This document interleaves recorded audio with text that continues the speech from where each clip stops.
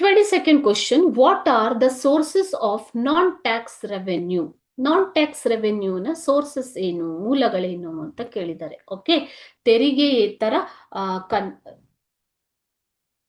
ಕಂದಾಯದ ಒಂದು ಮೂಲ ಏನು?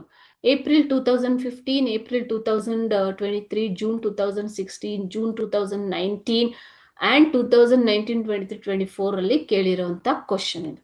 ಆನ್ಸರ್ ನೋಡೋಣವಾ. Non tax revenue, apart from taxes the government generates revenue from other sources.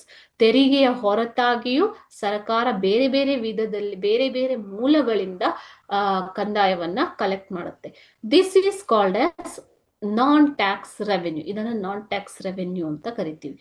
The main types of non tax revenue are: first one, the net profit earned by reserve bank of India. Reserve bank of India ಮಾಡುವಂತಹ ನಿವ್ವಳ ಲಾಭ, ಅದು first type. Okay.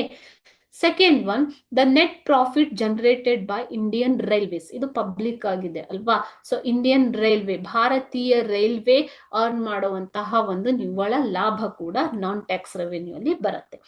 Third one, the revenue generated by the department of post and telecommunications. ಈಗ post and telecommunication department ಕೂಡ under government. Okay, so the revenue generated by the department of post and telecommunication.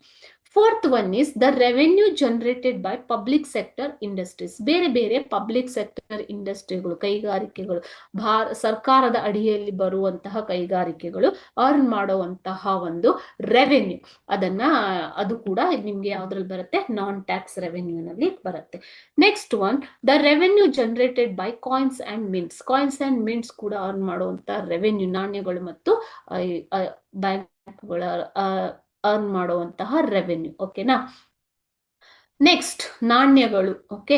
Next sixth one, various types of fees and penalties. ಬೇರೆ ಬೇರೆ ರೀತಿಯ ಫೀಸ್ಗಳು ಮತ್ತು ದಂಡಗಳು, ಸರ್ಕಾರ ವಿಧಿಸುವಂತಹ ದಂಡಗಳು, collect ಮಾಡುವಂತಹ ಫೀಸ್ಗಳು, ಇವೆಲ್ಲ ಯಾವ್ದ್ರಲ್ಲಿ ಬರುತ್ತೆ ಮಕ್ಕಳೇ? ನಾನ್-ಟ್ಯಾಕ್ಸ್ ರೆವೆನ್ಯೂ ನಲ್ಲಿ ಬರುತ್ತೆ. ಓಕೆ.